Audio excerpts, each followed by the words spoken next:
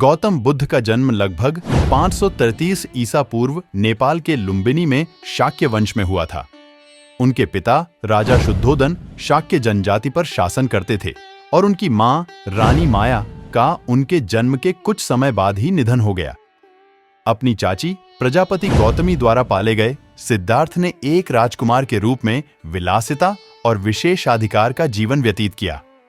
हालांकि महल की दीवारों के बाहर पीड़ा का सामना करने से उसके दिल में असंतोष के बीज बोए गए। 29 वर्ष की आयु में सिद्धार्थ ने जीवन के गहन प्रश्नों के उत्तर खोजने के लिए अपनी पत्नी यशोधरा और नवजात पुत्र राहुल को छोड़कर अपना राजसी जीवन त्याग दिया। यह निर्णय, जिसे महान त्याग के रूप में जाना जाता है, ने आत्मज्ञान के लिए उनकी आध्यात्मिक खोज की शुरुआत को चिह्नित किया। 6 वर्षों तक सिद्धार्थ पूरे उत्तर भारत में घूमते रहे, विभिन्न आध्यात्मिक शिक्षकों के अधीन अध्ययन किया और आत्मज्ञान की तलाश में कठोर तपस्या की। अपने प्रयासों के बावजूद उन्हें पीड़ा की समस्या और अस्तित्व की प्रकृति का कोई स्थायी समाधान नहीं मिला। अत्यधिक तपस्या की सीमाओं को महसूस करते हुए सिद्धार्थ ने भोग और आत्म पीड़ा के बीच एक मध्यम मार्ग का पालन करने का संकल्प लिया। बोध गया में एक बोधि वृक्ष के नीचे उन्होंने आत्मज्ञान प्राप्त होने तक न उठने की कसम खाई। गहरे ध्यान के बाद उन्होंने पीड़ा की प्रकृति और मुक्ति के मार्ग में गहन अंतर्दृष्टि का अनुभव किया और गौतम बुद्ध जागृत व्यक्ति बन गए। अपने ज्ञानोदय के बाद बुद्ध ने पूरे भारत की यात्रा की, धर्म की शिक्षा दी और अनुयायियों के एक समुदाय की स्थापना की जिसे संघ के नाम से जाना जाता है। उन्होंने मानवीय पीड़ा, नैतिकता और वास्तविकता की प्रकृति के विभिन्न पहलुओं को संबोधित करते हुए कई प्रवचन दिए।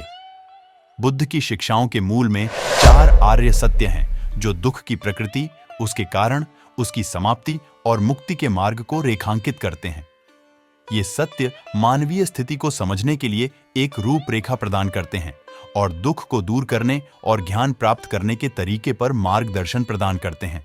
गौतम बुद्ध का 80 वर्ष की आयु में कुशीनगर में परिनिर्वाण प्राप्त हुआ, जो उनके सांसारिक अस्तित्व के अंत का प्रतीक था। उनके अंतिम शब्दों ने परिश्रम पूर्वक प्रयास करने और सचेतनता के साथ स्वयं के उद्धार की दिशा में काम करने के महत्व पर जोर दिया। बुद्ध की शिक्षाओं का वैश्विक स्तर पर गहरा प्रभाव पड़ा है, जिससे आध्यात्मिक संतुष्टि और आंतरिक शांति चाहने वाले अनगिनत लोग प्रभावित हुए हैं। बौद्ध धर्म विश्व का एक प्रमुख धर्म बना हुआ है, जो करुणा, सचेतनता और ज्ञान की खोज पर जोर देकर लाखों लोगों को मार्गदर्शन और सांत्वना प्रदान करता है। गौतम बुद्ध की जीवन कहानी का प्रत्येक भाग राजकुमार से प्रबुद्ध शिक्षक तक की उनकी यात्रा की समग्र कथा में योगदान देता है, जो अस्तित्व की प्रकृति और मुक्ति के मार्ग में उनकी गहन अंतर्दृष्टि से पीढ़ियों को प्रेरित करता है। हमारे वीडियो और प्राचीन कहानियां सुनकर आपको कैसा लगता है?